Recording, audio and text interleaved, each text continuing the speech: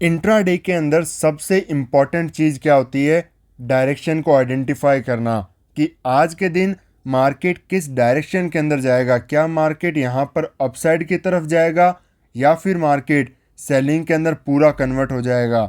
अगर आपकी direction market में सही है तो आपको मार्केट में पैसा कमाने से कोई नहीं रोक सकता। बट ऐसे मार्केट में, इतने बढ़ते हुए अपसाइड के मार्केट में भी लोग यहाँ पर सिर्फ और सिर्फ सेलिंग की ट्रेड प्लान करते हैं और उनका कंटिन्यूस स्टॉप लॉस हिट होते हुए मार्केट अपसाइड चला जाता है, क्योंकि यहाँ पर कोई सेलर के एसएल अवेलेबल हैं ही नहीं। प्रीवियस चार्ट के अंदर कंटिन्यूस मार्केट एसएल को क्रिएट करवाता है, क्योंकि यहाँ पर लोगों की साइकोलॉजी क्या है, सेलिंग साइड में, और मार्केट धीरे धीरे एसएल क्रिएट कराता है, वो अपसाइड जाएगा, वापस एसएल, फिर ब्रेकआउट। इसी तरीके से लोग सिर्फ और सिर्फ सेलिंग साइड में शिफ्ट रहते हैं और मार्केट अपना काम करते हुए अपसाइड की तरफ जाता है। तो कैसे आप प्रॉपर डायरेक्शन को आइडेंटिफाई मार्केट के अंदर कर सकते हो, वो भी एसएल हंटिंग के बेसिस पर, एसएल हंटिंग को समझते हुए।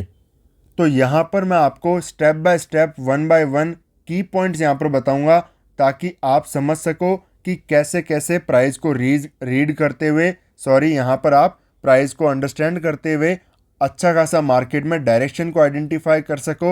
और उसके बाद में सेकंड पॉइंट जो होता है सबसे इम्पॉर्टेंट, एंट्री का, वहाँ पर आपको एंट्री भी मार्केट में सही जगह पर मिलनी चाहिए। बट पहले हम मार्केट में सेटअप के बजाय डायरेक्शन को कैसे आइडेंटिफाई करें, उस पॉइंट के बारे में बात करें।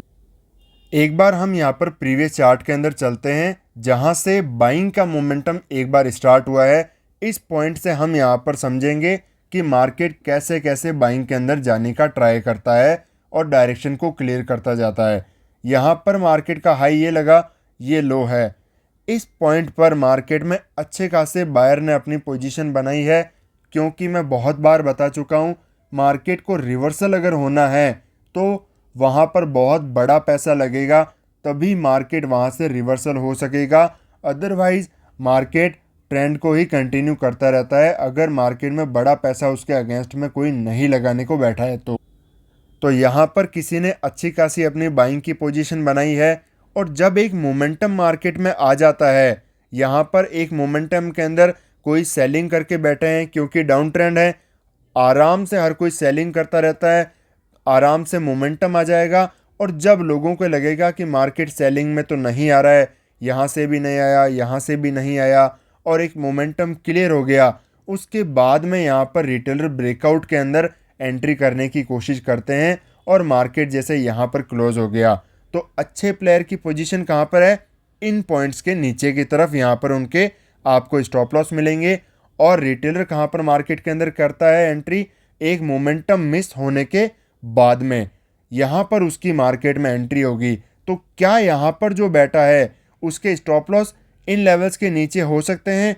कोई भी नहीं रख सकता इतने बड़े स्टॉप लॉस, ना एक बड़ा प्लेयर मार्केट में इतने बड़े एसएल रखता है, क्योंकि मार्केट हमेशा पहले ऐसे जो मोमेंटम के अंदर वीक प्लेयर, जिन्हें मैं बार बार कहता हूँ, उनको मार्केट के अंदर पहले निकालेगा। उन्हें लगता है कि वो मार्केट के अंदर फेवर में जाएंगे, बट मार्केट का पहले यही काम होगा कि ये जो मार्केट में बैठे हैं उनको आउट करवाना और फिर अपसाइड जाना। क्यों होता है? मैं हमेशा मार्केट में साइकोलॉजी के बेसिस पर काम करता हूँ।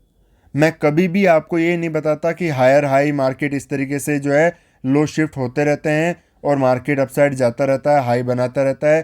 प्राइस एक्शन कोई भी बता सकता है, साइकोलॉजी क्या है उस चीज़ के पीछे की, क्या मार्केट कभी जो ऐसे रिट्रेसमेंट इतने डीप करता है फिर भी इतना फास्ट मोमेंटम कर जाता है, उनके पीछे क्या साइकोलॉजी होती है?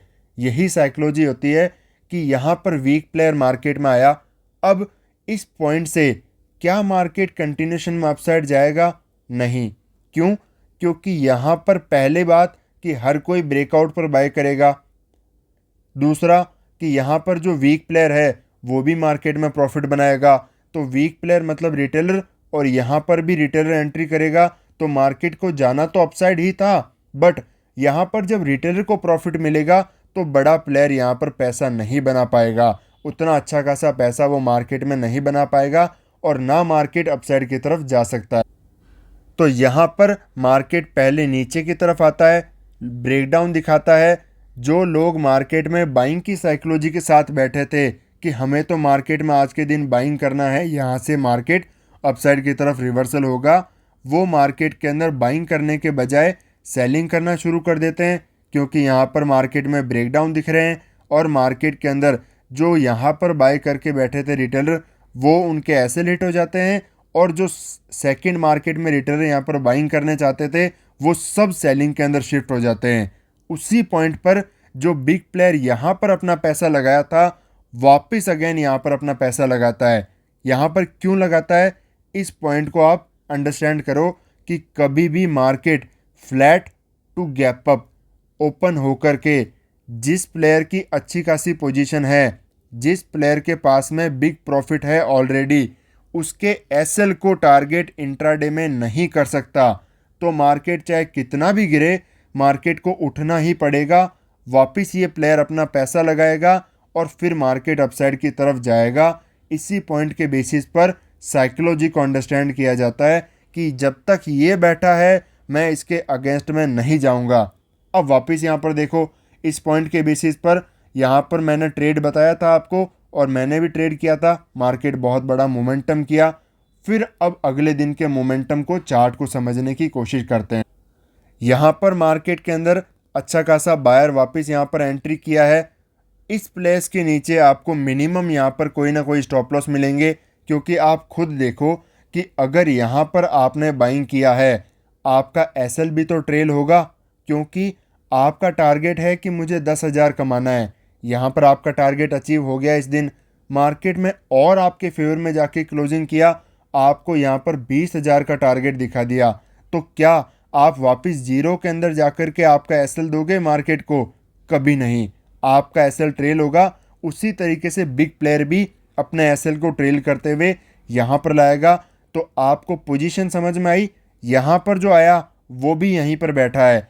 वापस मार्केट की ओपनिंग कैसी हुई यहाँ पर, फ्लैट या फिर अगर गैप अप ओपन होता, बेस्ट कंडीशन, किसी भी कंडीशन के अंदर मार्केट इनके एसएल को टारगेट नहीं कर सकता।